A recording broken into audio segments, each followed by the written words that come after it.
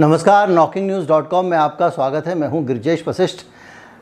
जब से अभी बीच में ये ताइवान वाला एपिसोड आया है, तब से आत्मघाती कदम, खुद को नुकसान पहुंचाने वाला, ये हाराकिरी है, ये है, इस तरह के विचार आपको सब जगह पढ़ने को मिल रहे होंगे। और बहुत सारे लोग लिख रहे होंगे चाइना ने पाँव पे कुल्हाड़ी मार ली है, चाइना ने अपना ही नुकसान कर लिया, ये कर लिया, बहुत सारी चीज़ें। सब लोग अपनी अपनी भावनाओं को व्यक्त करते हैं, लेकिन जब धरातल पे वस्तुस्थिति सामने दिखाई देती है, दुनिया की हालत दिखाई देती है, तब आपको समझने में आता है कि हो क्या रहा है और चीज़ें किस दिशा में जाने वाली हैं। अमेरिका के चक्कर में एक और बवाल खड़ा हो रहा है, और जिसको कहीं ना कहीं जाके ताइवान, चूँकि वो छोटा देश है, सबसे ज़्यादा नुकसान उठाएगा। अब आप कहेंगे कैसे? हम थोड़ा पीछे जाएं यूक्रेन पे। यूक्रेन के 6 महीने में जो हालत हो गई है, उसमें रूस से पंगा लेने के लिए जो अमेरिका के चक्कर में आया, वो बाप बाप चिल्ला रहा है। मैं आपको लगातार कहता रहा हूं, मैं आपको बताता रहा हूं कि किस तरह से किस किस पे क्या असर पड़ेगा। और अमेरिका जो है, उसके चक्कर में यूरोप ने अपने लिए मुसीबत मोल ले ली है। अमेरिका का कुछ बिगड़ नहीं रहा, उसका जो बिगड़ रहा है वो दूसरी वजहों से बिगड़ रहा है। और रूस की बल्ले बल्ले हो गई है। आप सब जानते हैं, मैंने आपको वीडियो बना के बताया था कि किस तरह से रूबल भी स्ट्रांग है और उनका देश भी स्ट्रांग है, सब कुछ स्ट्रांग है। आज इस पे बात करेंगे कि क्या क्या नुकसान हुआ यूरोप को। चूँकि हमने कहा था कि नुकसान होगा, अब हकीकत सामने आ गई है, तो वो हकीकत का एक हिस्सा आपके सामने साझा करेंगे। कहीं मत जाइए, चैनल को सब्सक्राइब कर लीजिए, मैं भी हाजिर होता हूँ।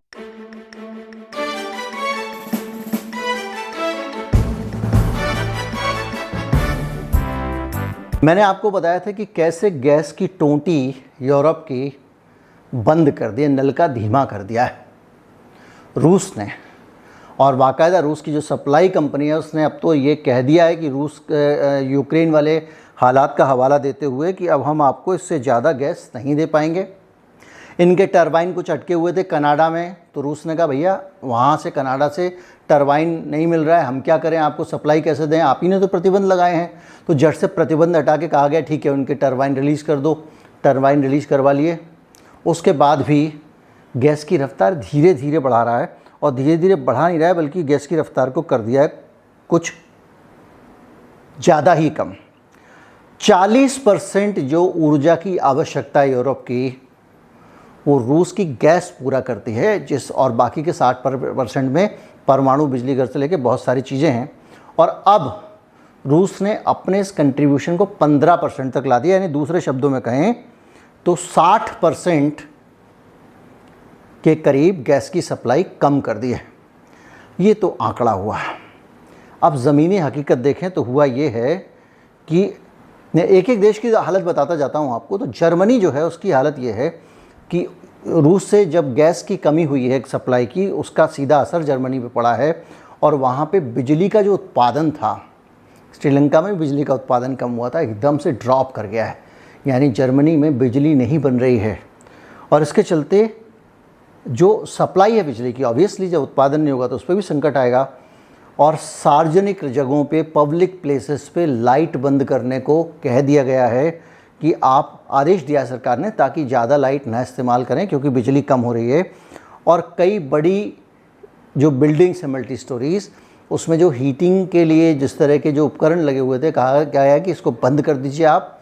और जर्मनी इस चक्कर में है कि जितनी कम सप्लाई अगर हो रही है गैस की, तो उसी में से मैं सर्दियों के लिए गैस बचा लूँ, क्योंकि सर्दी आएगी और गैस नहीं होगी तो बहुत मुश्किल हो जाएगी। और इसी के तहत बहुत सारे नियम लागू किए जा रहे हैं, और बिजली की खपत जब ज़्यादा होगी तो संकट और बड़ा हो सकता है। जर्मनी की चिंता है। अब फ्रांस को जो 70% उसकी ऊर्जा की आवश्यकताएं हैं, वो उसकी परमाणु बिजली से पूरी हो जाती हैं। उसके बावजूद फ्रांस के सामने एक संकट है, और वो संकट है कि वो अपनी ऊर्जा की आवश्यकता को अगले साल तक 10% कम करना चाहता है। यानी बिजली की खपत को वो 10% कम करने जा रहा है, क्योंकि इस युद्ध से उसके यहाँ पे भी दिक्कतें खड़ी हो गई हैं कि जो बाकी का 30% है उसमें कसर होने लग गई है। और इसके लिए एक नियम आया है वहाँ पे, जो एसी दुकानें हैं उनको कह दिया गया आप बिजली के खर्चे कम करो। जो आउटडोर और रेस्टोरेंट हैं, टेरेस रेस्टोरेंट हैं और कैफ़े हैं, उनको कह दिया गया है कि आप बिजली के ज़रिए ना तो गर्म करोगे अपने कैफ़े को, ना ठंडा करोगे। मतलब गर्म और ठंडा करने में बिजली का इस्तेमाल नहीं करोगे, ना तो एसी चलाओगे ना हीटर चलाओगे। और इतना ही नहीं, ऊर्जा बचाने के लिए विज्ञापनों पर जो खर्चा होता है उसमें भी कटौती की गई है। ये हालत है फ्रांस की। अब स्पेन पे आ जाइए आप। स्पेन रूस की सप्लाई पे डिपेंड नहीं करता, एक ऐसा देश है। उसके बावजूद वो अपने यहाँ पे लोगों को कह रहा है भगवान के लिए ऊर्जा की खपत कम करिए। वहाँ के पर्यावरण मंत्री ने कहा है कि लोगों को जितना हो सके उतना बिजली बचानी चाहिए। और स्पेन भी अपने यहाँ पे जो बिजली की जो गैस की खपत है उसको 7 से 8% कम करना चाहता है। और लाइट बंद करके भी हम बिजली बचा सकते हैं, इस हद तक स्पेन लोगों को सलाह दे रहा है। इसके अलावा इटली, ग्रीस और अन्य देश भी बिजली बचाने की योजना पर काम कर रहे हैं। ये हुआ बिजली की बचत का हिसाब किताब। अब आगे आइए, यूरोपियन यूनियन भी अब कूद पड़ा है किसी तरह से कटौती की जाए।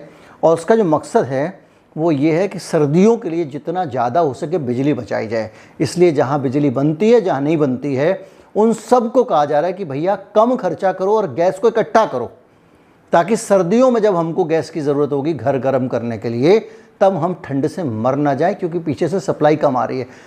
घर में हमारे जब नल का नहीं आता है, नल नहीं आता है, तो हम क्या करते हैं, हम जब पानी आता है तो हम पहले से बाद में किल्लत ना हो लोटा, बाल्टी, मटका सब भर भर के रख लेते हैं। लोग छोटे छोटे डब्बे तक, गिलास तक भर लेते हैं कि पानी नहीं आएगा कल। तो यही हाल पूरे यूरोप का हो रहा है। किस वजह से हो रहा है? यूक्रेन वॉर के कारण हो रहा है। और अब वो मटके लोटे तक भर के रख रहे हैं। अब थोड़ा सा आंकड़ों पे आ जाएं। अब एक नज़र दौड़ा लेते हैं जो यूरोप का इकोनॉमिक फोरकास्ट है, IMF के आंकड़े हैं, उनका डाटा है। पहले एक तो पूरे यूरोप की हालत ये है कि उसकी जो ग्रोथ 5.9% अर्थव्यवस्था की जो प्रगति है 5.9% की रफ्तार से होगी। ये आंकड़ा जो पहले था वो अब 2023 के लिए 1.9% आ गया है। यानी कहाँ 6% के आसपास था, कहाँ 2%, और 2022 में तो 1.6% आ गया है। यानी पूरे यूरोप की आर्थिक प्रगति रुक गई है। इसके अलावा अगर आप यूरोप को दो भागों में IMF बांटता है, एक एडवांस यूरोपियन इकोनॉमिक्स और दूसरा इमर्जिंग यूरोपियन इकोनॉमिक्स। तो एडवांस यूरोपियन इकोनॉमिक्स जो है उसमें जो यूरो एरिया है उसकी जो प्रगति की बात हो रही है वो 5.3% का अनुमान था 2021 के लिए, जिसको घटाकर 2023 के लिए 2.3% कर दिया गया है और 2022 के लिए 2.8% है। यानी 22 के बाद भी ये और गिरने वाला है, इसमें कोई सुधार नहीं आएगा। इसी तरह से फ्रांस का जो 7% की उम्मीद थी फ्रांस की ग्रोथ की, वो 2.9% और उसके बाद 1.4% आ गई है। जर्मनी जिसकी ग्रोथ की उम्मीद 2.8 थी वो 2.1 और फिर 2.7 पहुंच गई है। इसी तरह से इटली की जो उम्मीद की जा रही थी 6.6% ग्रोथ होगी, वो 2.3 और फिर 1.7 2023 में हो जाएगी। ये 21, 22, 23 का आंकड़ा स्क्रीन पे आप चार्ट देख रहे होंगे। अगर आप इमर्जिंग इकोनॉमीज़ की बात करें तो जो रशिया है उसका नेगेटिव में -2.3 का इन्होंने अनुमान लगाया है, या यूक्रेन का -35 का लगाया है। मतलब 8.5 और -2.3 और इसका लगाया 35 का। ये माना जा रहा था कि रूस की इकोनॉमी बुरी तरह डूब जाएगी। अब वो युद्ध लड़ रहे हैं, उनकी इकोनॉमी पे तो फ़र्क पड़ेगा ही, लेकिन बाकी यूरोप का क्या हाल हुआ? इंटरनेशनल मॉनेटरी फंड, अंतर्राष्ट्रीय मुद्रा कोष, IMF, और उसने सलाह दी है कि जो मौद्रिक नीतियाँ बनाने वाली संस्थाएं हैं वो ज़्यादा से ज़्यादा महंगाई पर काबू रखें, क्योंकि दिक्कत ये हो गई है कि महंगाई के कारण यूरोप में जनता नाराज़ ना हो जाए, तख्ता पलट ना कर दे, आंदोलन ना करने लगे, सड़कों पे ना उतर आए, इसलिए उसको शांत रखना है। और यही डर अमेरिका में बाइडेन को सता रहा है। और उसी डर के चलते वो जा के वहाँ पे कभी ताइवान में पंगा ले रहा है, कभी कुछ कर रहा है। कुछ नहीं तो अल-जवारी को ही मार दो, कुछ इज्जत बची रहे। लेकिन इस तरह से बाहरी समस्या खड़ी करके अंदर की समस्याओं से छुटकारा नहीं पाया जा सकता, उनको कुछ समय के लिए भुलाया जा सकता है। तो ऐसी हालत में अब क्या हो रहा है कि IMF कह रहा है भैया मर जाओगे, इसलिए महंगाई कम करने पे ध्यान दो। जो बता रहा है IMF उसके हिसाब से यूक्रेन युद्ध के चलते कई जर्मन कंपनियों में उत्पादन में बाधा आई है। हालत यह है कि जो फॉक्सवैगन कार बनाने वाली कंपनी है उसका प्लांट बंद करने की नौबत आ गई थी, उसकी फैक्ट्री। इसी हफ्ते की शुरुआत में जो विकास दर का आंकड़ा है 2022 का जर्मनी का, उसका अनुमान 3.6% से घटाकर 2.2% कर दिया गया है। इसका मतलब मोटा मोटा 40% के आसपास विकास दर का आंकड़ा जर्मनी का घटा दिया गया है और आर्थिक प्रगति अनुमान से 2% कम होने का अनुमान लगाया गया है। जर्मनी का जो घरेलू बजट है, बार बार जर्मनी का जिक्र इसलिए आता है कि जर्मनी सबसे बड़ा देश है यूरोप का, इसलिए सबकी नज़र उस पर रहती है, सबसे धनी देश है और इनका किंग है एक तरह से देखा जाए तो। जर्मनी में GI मेटल इंडस्ट्रियल यूनियन है, जो वहाँ के जो मेटल बनाने वाली जो इंडस्ट्री है उसकी यूनियन है। उसने कहा है कि भाई साहब इतना बुरा हाल हो गया है कि अब लोग घर नहीं चला पा रहे हैं, ये किल्लत है और इस घर नहीं चला पा रहे हैं तो ये घर कैसे चला पाएँ, इसके लिए इंतज़ाम करो। तो इंतज़ाम कैसे करोगे? तो इंतज़ाम करने के लिए करो कि इनको थोड़ा वेतन बढ़ा दो, वरना काम नहीं चलेगा। तो 8.2% वेतन बढ़ाने के लिए विचार चल रहा है, क्योंकि हर तरफ से मार पड़ रही है आदमी के ऊपर, महंगाई की मार, दूसरी मार, और उसको संभलना मुश्किल हो रहा है। असंतोष जनता का रोक के रखो। एक सरचार्ज लगता था, अक्षय ऊर्जा सरचार्ज, यानी जो रिन्यूएबल एनर्जी है उसके लिए एक सरचार्ज लगाया जाता है बिजली के उपभोक्ताओं पे, ताकि जो है वो उस पैसे से वो रिन्यूएबल एनर्जी का डेवलपमेंट करें। उस सरचार्ज को वापस ले लिया गया है और इससे करीब 300 यूरो की बचत हर आदमी को होगी। मतलब सरकार चाह रही है कि किसी तरह से लोगों को सपोर्ट करो भैया, वरना गड़बड़ हो जाएगी, क्योंकि यूक्रेन युद्ध के कारण जो आर्थिक दशा बिगड़ी है उससे बहुत नुकसान हुआ है।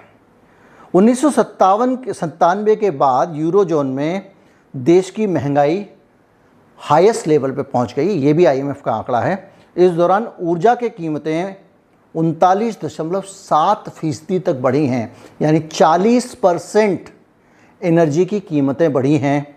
या आप कहो कि गैस महंगी हो गई, पेट्रोल महंगा हो गया, बिजली महंगी हो गई, कोयला महंगा हो गया। शराब, तंबाकू और बाकी खाने पीने के जो सामान हैं उनके दाम करीब 10%, 9.8% बढ़े हैं और पिछले महीना की तुलना में वृद्धि इस बार कुछ ज़्यादा ही हुई है। पिछली तिमाही के मुकाबले यूरोजोन की इकोनॉमी में 7% की वृद्धि हुई है। ये तो हो गया आंकड़ा। पूरी आर्थिक प्रगति की रफ्तार रुक गई है और किस लिए रुकी है? बिला वजह फटी में टांग अड़ाना। कोई समस्या थी ही नहीं इस इलाके में। यूक्रेन शांति से रहता था, रूस उसको सहयोग करता था, यूरोप के पड़ोसी देशों से भी अच्छे संबंध थे, यूक्रेन खूब तरक्की कर रहा था, फल फूल रहा था। अचानक यूरोप की सरकार बदली जाती है और सरकार बदलने के बाद जो नई सरकार आती है उसको बैठ के वहाँ से कक्का अमेरिका जी सपोर्ट करते हैं, ठीक वैसे जैसे ताइवान की सरकार को सपोर्ट कर रहे हैं। पहले अपनी पिट्ठू सरकार बनवाओ, ऐसी सरकार बनाओ जो आपके हुक्म पे नाचती हो, फिर उस सरकार के ज़रिए जिसको चाहते हो उसको सरदर्द देना शुरू करो, और उसके बाद में हम तो नाटो में जाएंगे, हम तो ये करेंगे, हम तो वो करेंगे, कर करके पूरा नेगेटिव एटमॉस्फेयर बनाया रूस के लिए, नकारात्मक वातावरण बनाया जेलेंस्की ने, और अपना 20% हिस्सा 30% हिस्सा जो था यूक्रेन का, उसके लोगों को नाराज़ कर लिया, क्योंकि वो लोग जानते थे कि रूस शुभचिंतक है। और बाद में नौबत यह आ गई कि युद्ध हो गया। अब क्या मिला? बर्बादी, पूरे यूरोप को बर्बादी मिली, और साथ में अमेरिका बहुत मदद नहीं कर पा रहा है। अमेरिका कहीं दूर दिखाई नहीं दे रहा है, पिक्चर में भी नहीं है। तो चिंता मत कर, हम तेरे पीछे खड़े हैं भाई। और उसने जाके जैसे ही ठोका पहलवान को तो पीछे देखा कोई भी नहीं है, वो बैशिंग हो रही है, वो वाली स्थिति की है। अब ताइवान में अगर आपने वन चाइना पॉलिसी बोली हुई है तो भैया उसको मान लो। कोई वहाँ पे जाके चीन कुछ करने तो जा नहीं रहा है। चीन ने उसके अंदर कोई दखल तो कर नहीं दिया था, उसकी परिस्थिति को तो बदल नहीं दिया था, व्यवस्था को तो बदल नहीं दिया था। लेकिन आप चीन के राष्ट्रपति को जाके ऐसे ट्रीट करोगे, उन्हीं के एक प्रांत को जिसको आप भी उनका प्रांत मानते हो, भारत भी उनका प्रांत मानता है, उस एक प्रांत की सरकार को ऐसे जाके ट्रीट करोगे कि वो आज़ाद देश की सरकार है। और जो देश है वो मना करे, भारत सरकार मना करे और वो महाराष्ट्र की सरकार के जो है वो मुख्यमंत्री से मिले भी और उनको प्रधानमंत्री जैसा व्यवहार भी दें, तो झगड़ा तो होगा। तो ये पंगा वहाँ ले लिया है। अब चीन इस चक्कर में, मैंने आपको पहले दिन की वीडियो में बताया था, भैया मैं अपनी ज़मीन पे बम कैसे गिराऊं, तो दाएं बाएं गिरा ले रहा है, नहीं गिराएगा तो बेइज्जती बहुत बड़ी भारी हो जाएगी, तो उससे बचने के लिए भी उसको गिराना है। उसकी समस्या ये है कि दुश्मन ये है ही नहीं। वहाँ पे भी जेलेंस्की दुश्मन नहीं था, जेलेंस्की को ज़बरदस्ती दुश्मन बना के आगे कर दिया, चढ़ जा बेटा सूली पे भला करेंगे राम, ऐसे ही यहाँ कर दिया। और ये सब करने के चक्कर में नुकसान किसका हो रहा है? जो लोग चंगू मंगू होते हैं उनका। एक वो आता था जंगल बुक, उसमें एक तबाकी होता था, याद है आपको? अब वो तबाकी जो है वो शेर खान का चमचा था, वो पिटता भी सबसे ज़्यादा तबाकी था। तो उसी तरह से ये हो रहा है। अमेरिका खुद तो डायरेक्ट कुछ करता नहीं है, दूसरों को भिड़वाता रहता है, दूसरे लोग भी भिड़ते रहते हैं। उसको ये लग रहा है कि अगर ताइवान में युद्ध हो जाए एक बार चाइना के साथ, तो चाइना के खिलाफ सेंटीमेंट्स बहुत है अमेरिका में, क्योंकि एक बड़ी ताकत है। दूसरा ये है कि एंटी कैपिटलिस्ट फोर्स है, पूंजीवाद विरोधी देश है। एक बात मान के चलिए, हालांकि पूंजीवाद तक आकंठ डूबा हुआ है, उसके बावजूद चूंकि वो कम्युनिस्ट देश है तो उसकी छवि पूंजीवाद विरोधी देश की है, तो अमेरिका के अंदर सेंटीमेंट्स हैं। तो अगर चीन के साथ किसी का पंगा होता है और वहाँ जाके ऐसे मर्दानगी पे उसके जाके कबड्डी में उसका पाला छू के पैदल चल के वापस आ गए, ऐसे कबड्डी में नहीं होता था, एक जाता था हैकड़ वाला जाता था पाला छू के वापस आ जाता था और उसको कोई पकड़ भी नहीं पाता था, ऐसे अमेरिका वापस आ गया है। वो जो स्पीकर उनकी पेलोसी, तो वहाँ पेलोसी का तो सीना चौड़ा हो गया, अमेरिका में एकदम दम के साथ में अब चुनाव हो सकता है, वो राष्ट्रपति के लिए दावा भी कर दें। लेकिन अगर यहाँ झगड़ा होगा तो चीन को नुकसान होगा। चीन को फोकस रखना चाहिए रूस के ऊपर, और चीन को ध्यान रखना चाहिए कि ताइवान के मामले में वो अमेरिका को हिदायत देता रहे, अमेरिका पे आर्थिक प्रबंध लगाए, सारा दोष अमेरिका का और ताइवान की कोई गलती नहीं है। इस लाइन पे अगर काम करेगा चीन तो कुछ पा जाएगा, लेकिन बादशाह की अकड़ बहुत बड़ी होती है। उम्मीद करता हूँ वीडियो आपको बहुत अच्छा लगा होगा। अच्छा लगा हो तो ज़्यादा से ज़्यादा लोगों तक पहुँचाएँ, चैनल को सब्सक्राइब कर लें। अगर आप हमारे चैनल को सपोर्ट करना चाहते हैं तो हमारा UPI ID डिस्क्रिप्शन में है, उसके ज़रिए आप भुगतान कर सकते हैं। और एक QR कोड भी स्क्रीन पर अनेक स्थानों पर दिखाई देगा, उस QR कोड की तरफ अपने कैमरे का मुंह करके और आप भुगतान कर सकते हैं। उम्मीद करता हूँ कि ये वीडियो अब ज़्यादा से ज़्यादा लोगों तक पहुँचाएंगे ताकि लोगों को पता चले कि वस्तुस्थिति क्या है और किस तरह से अमेरिका ने एक और देश को ही नहीं पूरे यूरोप को संकट में डाल दिया है। नमस्कार, जय हिंद।